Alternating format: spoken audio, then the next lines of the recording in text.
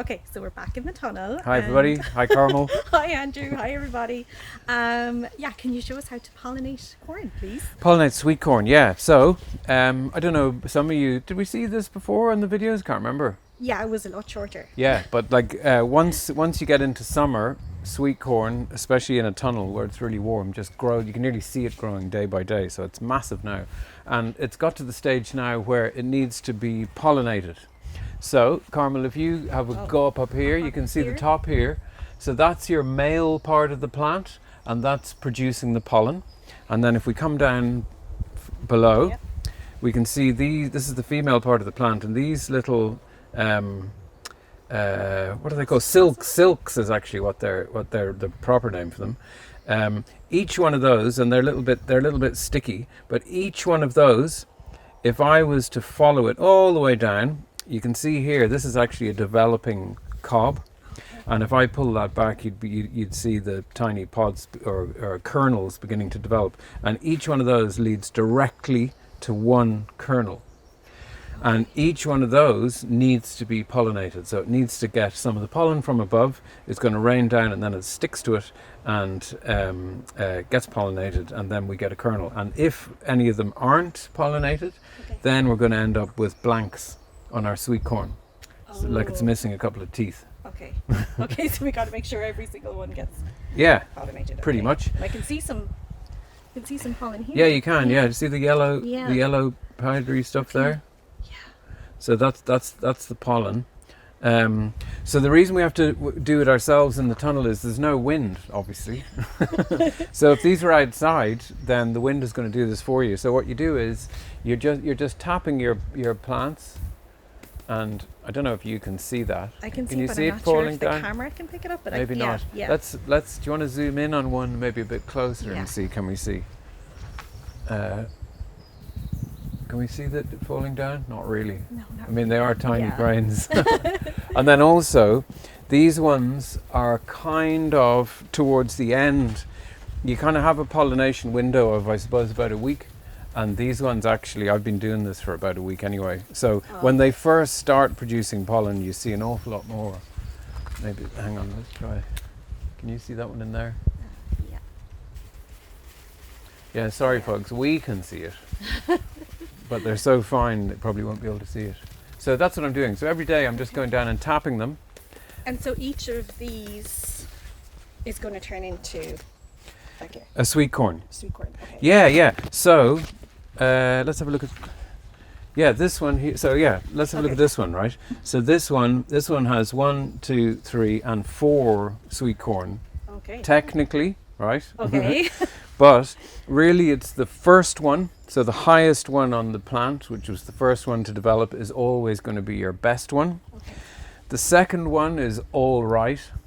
Okay. And then usually a lot of the time you'll only have 2 anyway. This coincidentally we have 4. Okay. I would say number 3 and 4 they're kind of pointless. Oh, okay. They're going to be very small. I don't think really they're worth it. Now there's different thoughts on this. Personally, I tend to cut them off, so I'm just got my secateurs here and I'm just going to snip through it, and I'm going to take off those lower ones. And the reason I'm doing that is that I don't think it's worth the plant putting the energy into ripening these, because they're not really going to be usable. So I think you're better off putting all the energy, so all the nutrients, all the water that we have, all into producing one, and I might leave the second one, but really it's the one cob that you want. So when I'm growing sweet corn, I'm viewing each plant as one cob, depend on the numbers that I'm going to plant. And seeing as you've already cut that one off, can we look open it inside? up and just have a little look? Now you're not going to see much in there now because it's so early on. But you can see. We're playing past the parcel again. Yeah. Okay, so you can see all the little silks coming down. So you can see they're coming from here down here. See each little one. Yeah. And then they go into each little. Essentially, actually, let's take that out. This is a great crack. Okay, yeah. So you can see Oh, there. they're so much longer than I thought. Yeah, well, actually, they've Oh, kind they're of kind- they're they're kind of coming two large, lot. They're kind of two lots. So can you so there. Very nice. Oh. Okay, cool. I've never actually opened them up when they're that immature, and I'm tempted to eat it just to see. But then, because they're on camera, then I might discuss it. Okay, news flash, Okay, everybody. Okay. A minute ago, I said that these little baby ones aren't really worth growing on. But what you can do is cut them at this time and eat them. That's really. I've genuinely never. Here, look. You can eat. You can take a bite out of the other end. What do you think? Oh, they are nice, aren't It they? is nice, isn't it? Okay, new discovery, folks. You saw it here first. Quick Crop Gardening Channel. Could be my new favourite Eat snack. immature sweet corn. So that's it, is Okay, it? well, Do you want there's more over here. Can we go have a look at that? Oh yeah, okay.